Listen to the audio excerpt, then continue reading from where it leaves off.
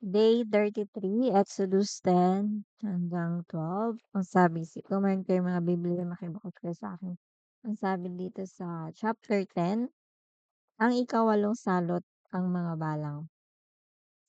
Sinabi ni Yahweh kay Moises, pumunta ka sa Faraon, pinagmatigas ko ang kanyang kalooban at ng kanyang mga tauhan para ipakita ko sa kanila ang aking kapangyarihan.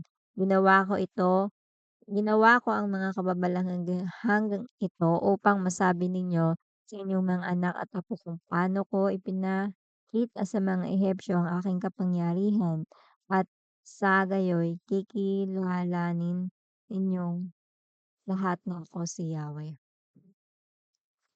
Pumunta sa Faraon sina Moises at Aaron at sinabi, ito ang ipinapasabi ni Yahweh, hanggang kailan ka ba magmamatigas? Payagan mo nang umalis sa mga Israelita upang sumamba sa akin. Kapag hindi mo pa siya pinayagan, bukas na bukas din ay magpapadala ako ng makapal na balang sa iyong bansa. Mapupuno nito ang buong Ehipto, kaya't walang kang makikita kundi balang. Uubusin nito ang lahat ng hindi nasira ng pag-ulan ng malalaking tipak ng yelo, pati ang mga punong kahoy. Papasukin ng mga ito ang inyong palasyo at ang bahay ng inyong mga tauhan at mga nasasakupan. Ang salot na ito ay hindi na matindi kaysa alinmang salot ng balang na naranasan ng iyong mga ninuno. Pagkasabi nito'y umalis si Moises.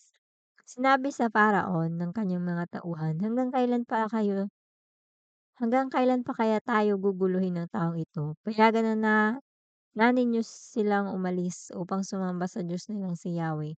Hindi ba ninyo nakikitang nawawasak na ang buong Ehipto? Kaya't ipinasundo ng Faraon sina Moises at Aaron. Sinabi niya, kung papayagan ko kayong umalis upang sumamba kay Yahweh, sino-sino ang inyong isasama? Sumagot si Moises, lahat po kami, mula sa pinakabata hanggang sa pinakamatanda. Dadalhin din naming lahat ang aming mga tupa, kambing at mga baka. Kailangan pong kasamang lahat sapagkat ipagpipista namin si Yahweh. Sinabi ng Paraon, tawagin na ninyo si Yahweh, hindi ko papayagang isama ninyo ang inyong mga asawa at mga anak. Maliwanag na may binabala kayong masama, hindi ako papayag na isama ninyo ang lahat. Kayo na lang mga lalaki ang umalis upang sumamba sa inyong Yahweh kung iyan ang gusto ninyo. Pagkasabi nito, pinagtabuyan sila ng Paraon. Sinabi ni Yahweh kay Moises, iunat mo pataas ang iyong kamay at dadagsa sa buong hiyap ng makapal na balang. Ubusin ng mga ito ang mga halamang nasira sa pag-ulan ng malalaking tipak ng yelo. Itinaas nga ni Moises ang kanyang tungkod, magdamag na pinaihip ni Yahweh sa buong Ehipto ang hangin mula sa silangan. Kinaumagahan, tangay na ng hangin ang makapal na balang at ito'y dumagsa sa buong Ehipto. Kailanman hindi nagkaroon ng ganon karaming balang sa lupaing ito at hindi na magkakaroon ng pangmuli. Nangitim ang lupa sa dami ng balang, inubos ng mga ito ang lahat ng halaman, pati mga bunga ng kahoy na hindi nasira sa pag-ulan ng malalaking tipak na yelo. Walang halaman o punong kahoy na naiwang may dahon sa buong lupain. Dali-daling ipinatawag ng Faraon sina Moises at Aaron. Sinabi niya, nagkasala ako kay Yahweh na inyong Diyos, gayon din sa inyo. Patawarin ninyo ako at pakiusap kong ipanalangin ninyo kay Yahweh na alisin na sa akin ang mga nakamamatay na parusang ito. Iniwan ni Moises ang Faraon at siya'y nanalangin. Binago naman ni Yahweh ang takbo ng hangin, pinaihip niya ang malakas na hangin mula sa kanluran at tinangay nito ang lahat ng balang papunta sa dagat na pula, isamay walang natira sa Ehipto. Ngunit pinagmatigas ni Yahweh ang Faraon, hindi nito pinayagang umalis ang mga Israel. Sinabi ni Yahweh kay Moises, iunat mong pataas ang iyong kamay at mababalot ng dilim ang buong Ehipto. Gayon nga ang ginawa ni Moises at nagdilim ng buong lupain sa loob ng 3 araw. Hindi magkakitaan ng mga tao sa buong Ehipto, kaya't walang taong umalis sa araw sa kanyang kinaroroonan sa loob ng 3 araw. Madilim na madilim sa buong Ehipto maliban sa tirahan ng mga Israel. Israelita. Tinawag ng Pharaon si Moises. Sinabi niya, makakaalis na kayo upang sumamba kay Yahweh. Maaari ninyong isama ang inyong mga pamilya, ngunit iwan ninyo ang lahat ng tupa, kambing at baka. Sumagot si Moises, hindi po maaari. Kailangan bigyan ninyo kami ng mga hayop na ihahandog namin kay Yahweh na aming Diyos. Kaya, kailangan dalhin na din namin ang lahat naming hayop at wala ni isa mang maiiwan, sapagkat pipiliin na namin sa mga ito ang ihahandog namin kay Yahweh. At hindi namin malalaman kung alin ang ihahandog namin sa kanya hanggang hindi kami dumarating sa lugar na pagdarausan namin ng pagsamba. Pinagmatigas pa rin ni Yahweh ang Pharaon. Ayaw na naman niyang paalisin ng mga Israelita. Sinabi niya kay Moises, lumayas ka na at huwag ka nang magpakita sa akin. Ipapapatay na kita kapag nakita ko pa ang pagmumukha mo. Masusunod ang gusto ninyo. Sagot ni Moises, hindi mo na ako muling makikita. Ipinahayag ni Ipinahayag ni Moises ang pagkamatay ng mga panganay. Sinabi ni Yahweh kay Moises, isa na lamang salot ang ipapadala ko sa Pharaon at sa buong Ehipto at papayagan na niya kayong umalis. Hindi lamang niya kayo papayagang umalis, ipagtatabuyan pa niya kayo. Sabihin mo sa mga Israelita, babae man o lalaki, na humingi sila ng mga alahas na pilak o ginto sa kanilang mga kapitbahay. Niloob ni Yahweh na igalang ng mga Ehipsyo ang mga Israelita. Sa katunayan, si Moises ay dinakila sa buong Ehipto, maging ng mga tauhan ng Pharaon at ng buong bayan.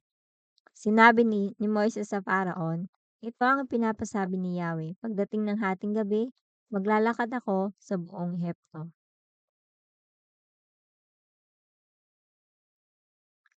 Maglalakad ako sa buong Ehipto at mamamatay ang lahat ng panganing na lalaki mula sa anak na mangmamana ng trono ng Pharaon hanggang sa panganay na anak ng hamak na aliping babae na tagagiling ng trigo, pati panganay namang hayop ay mamamatay.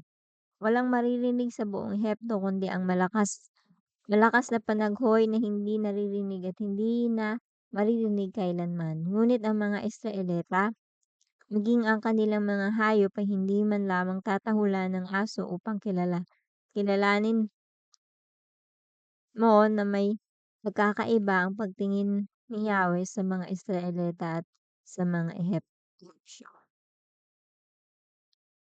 Lahat ng tauhan may luluhod sa akin at magsasabi, lumayas na kayo ng mga kababayan mo. Pagkatapos nito ay aalis ako. Pagkasabi nito ay galit na iniwan ni Moises ang Pharaon. Sinabi ni Yahweh kay Moises, hindi ka papakinggan ng Pharaon, kaya't gagawa pa ako ng kababalagan sa Ehipto. Ginawa ni na Moises at Aaron ang lahat ng kababalaghang ito, ngunit hindi pa rin pumayag ang Pharaon na umalis ang mga Israelita sa lupain ng Ehipto. Sinabi ni Yahweh kina Moises at Aaron sa Ehipto, mula ngayon, ang buwang ito ang siyang magiging unang buwan ng taon para sa inyo. At sasabihin ninyo sa buong sambahayan ng Israel na sa ikasampung araw ng buwang ito, bawat pamilya ay pipili ng isang tupa o batang kambing na para sa kanila. Ang maliit na ang pamilya at hindi makakaubos ng isang buong tupa, magsasalo sila sa malapit na kapitbahay na hindi rin makakaubos ng isang buo. Ang dami ng magsasalo-salo sa isang tupa ay ibabatay sa dami ng makakain ng bawat isa. Kailangang lalaki ang tupa o ang kambing, isang taong gulang, walang kapintasan, aalagaan nito hanggang sa ikalabing-apat ng buwan at sa kinagabihan sabay-sabay na papatayin ng buong bayan ang kani-kanilang inalagaang hayop. Kukuha sila ng dugo nito at ipapahid sa magkabilang poste at itataas ng pintuan ng bahay sa nakakainan ng kinatay na hayop. Sa gabi ring iyon, lilitsunin ito at kakainin kasama ng tinapay na walang pampalasa at ng mapapait na gulay. Na huwag ninyong kakainin ng hilaw o nilaga ang hayop, kundi lilitsunin ninyo ito ng buo, kasama ang ulo, ang mga pata at ang lamang loob. Huwag kayong magtitira para sa kinabukasan. Kung may matira, ilang sunugin kinaumagahan. Pagkakainin na ninyo, dapat nakabihis na kayo, nakasandalyas at may hawak na tungkod. Magmadali kayo sa pagkain nito. Ito ang Pasko ni Yahweh. Sa gabing iyon, lilibutin ko ang buong Ehipto at papatayin ang lahat ng panganay na lalaki, maging tao man o hayop, at parurusahan ko ang lahat ng Diyos-Diyosan ng Ehipto. Ako si Yahweh. Dugo ang magsisilbing palatandaan ng mga bahay na inyong titirhan. Lahat ng bahay na makakita ko may pahid ng dugo ay lalampasan ko at walang pinsalang mangyayari sa inyo habang pinaparusahan ko ang buong Ehipto. Ang araw na ito'y ipagdiriwang ninyo sa lahat ng inyong salinlahi bilang pista ni Yahweh. Sa pamamagitan nito'y maalala ninyo ang aking ginawa. Itong araw kayong kakain ng tinapay na walang pampaalsa. Sa unang araw pa lamang aalisin ninyo sa inyong tahanan ang lahat ng pampaalsa, sapagkat ititiwalag ang sinumang kumain ng tinapay na may pampaalsa sa loob ng 7 araw na iyon. Sa una, ang ika-7 araw ay magtitipon-tipon kayo upang sumamba. Sa loob ng 2 araw na ito ay walang gagawa ng anuman liban sa paghahanda ng pagkain. Ang pagdiriwang ng pista ng tinapay na walang pampalasa ay gaganapin ninyo taon-taon sapagkat sa araw na ito ilalabas ko sa Ehipto ang inyong mga lipi. Ito'y gagawin ninyo sa habang panahon ng inyong salinlahi. Tinapay na walang pampalasa inyong kakainin simula sa gabi ng ikalabing-apat na araw hanggang sa gabi ng ika-21 ng unang buwan ng taon. Sa loob ng 7 araw, hindi dapat magkaroon ng pampalas ang inyong mga bahay. Ititiwalag sa sambahayan ng Israel ang sinumang kumain ng tinapay na may pampalasa, maging siya'y dayuhan o purong Israelita, saan man kayo naroroon, huwag kayong kakain ng tinapay na pampalasa tuwing ganitong panahon. Ang kakainin ninyo'y tinapay na walang pampalasa. Tinawag na ni Moises ang mga pinuno ng Israel at sinabi sa kanila, "Pumili kayo ng isang tupa para sa inyong sarili-sariling pamilya at katayin ninyo ito para sa Paskwa. Kumuha kayo ng sanga ng halamang hisopo. Basahin ito ng dugo ng tupa at ipahid sa magkabilang poste at itaas sa inyong pintuan. At isa man sa inyo ay huwag lalabas ng bahay hanggang kinabukasan. Sa gabing iyon, lilibutin ni Yahweh ang buong Ehipto at papatayin ang mga Ehipsyo. Lahat ng bahay na makita niyang may bahid ng dugo sa magkabilang poste at itaas ang pintuan ay hindi niya hahayaang pasukin ng anghel ng kamatayan. Sundin ninyo ang mga tuntuning ito at palagi ang ganapin, pati ng inyong mga anak. Patuloy ninyong ganapin ito hanggang sa ito maging sa lupaing ipinangako sa inyo ni Yahweh. Kapag itinanong ng inyong mga anak kung bakit ninyo ginawa ito, sabihin ninyong ito'y pag-alala sa Pasko ni Yahweh nang lampasan niya ang bahay ng mga Israelita at patayin niya ang mga Ehipsyo. Nang masabi ito ni Moises, yumuko ang buong bayan at sumamba sa Diyos. Pagkatapos, umuwi na sila at isinagawa ang inutos ni Yahweh sa pamamagitan ni Moises at Aaron. Nang hating gabing iyon, pinatay ni Yahweh ang lahat ng panganay ng lalaki sa buong Ehipto, mula sa panganay ng Faraon at tagapagmana ng trono hanggang sa anak ng pinabilanggong nasa piitan. Namatay din ang panganay ng mga hayop.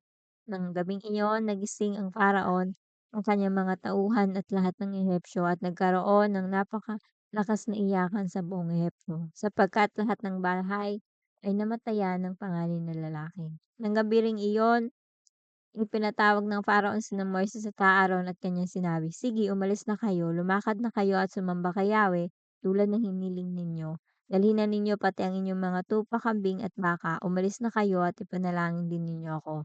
Inapura sila ng mga Esyo at sinabi sa kanila, "Mamamatay kaming lahat kapag hindi pa kayo umalis dito." Kaya binalot nila ng damit ang minamasang harina na di na nilagyan ng pampaalsa ni alisin sa sisidlan. Pinasa nila iyon at umalis. Nooy nahinginan nila sa mga Ehipsyo ang mga alahas na pilak at ginto at mga damit, tulad ng iniutos sa kanila ni Moises. Ibinigay ng mga Ehipsyo ang anumang hingi ng mga Israelita sapagkat niloob na ni Yahweh na sila'y igalang ng mga ito. Sa ganitong paraan, nasamsam nila ang kayamanan ng mga Ehipsyo. Mula sa Rameses, naglakbay ang mga Israelita patungong Sukot. Humigit kumulang na 600,000 ang mga lalaki bukod pa sa babae at mga bata. Ganun. Maraming hindi Israelita ang sumama sa kanila. Marami rin silang hindi Israelita ang sumama sa kanila. Marami rin silang dalang tupa, kambing at baka. At niluto nila ang dala nilang gagawing tinapay na walang pampalasa. Hindi nila ito nakuhang lagyan pa ng pampaalas sapagkat naapurahan ang kanilang pag-alis sa Ehipto. Wala na silang panahong maluto, ng magluto ng pagkain. Nanirahan ng mga Israelita sa Ehipto ng 430 taon. Huling araw ng ika-430 taon nang umalis sa Ehipto ang lahat ng lipin ng bahay ni Yahweh. Nang gabing iyon sila iniligtas ni Yahweh at inilabas sa Ehipto. Kaya ang gabing iyon ay tinalaga nila sa pag-aalala sa pagliligtas sa kanila ni Yahweh. Ang pag-aalaalang iyon ay patuloy nilang gagawin habang panahon. Sinabi ni Yahweh kina Moses at Aaron, ito ang tuntunin tungkol sa Paska. Bawal kumain nito ang mga dayuhan, ngunit ang alilang binili ninyo ay maaaring pakainin nito kung siya ay tuli na. Hindi rin maaaring kumain nito ang mga dayuhang nakipagpanuluyan lamang sa inyo o kaya'y ang mga upahang manggagawa. Ang korderong pampaskwa ay dapat kainin sa loob ng bahay na pinaglutuan nito. Huwag ilalabas kahit kapiraso nito at huwag ding babaliin kahit isang buto. Ang pista ng Pasko ay ipinagdiriwang ng buong Israel. Lahat ng dayuhang nakikipamayan sa inyo na gustong makipagdiwang sa Pasko ay kailangang tuliin muna ang kanyang mga anak na lalaki bago pasalihin sa pagdiriwang. Sa gayoy, ituturing silang katutubong Israelita. Huwag hahayaang kumain nito ang sinumang hindi tuli. Lahat ay saklaw ng mga tuntuning ito, maging siya'y katutubong sa Israelita o dayuhan. Sinunod ng lahat ng mga Israelita ang inutos ni Yahweh kina Moises at Aaron. Nang araw na iyon, inilabas ni Yahweh sa Ehipto ang mga Israelita na nakahanay ayon sa kani-kanilang lipi. So, dito nagtapos ang ating Bible reading.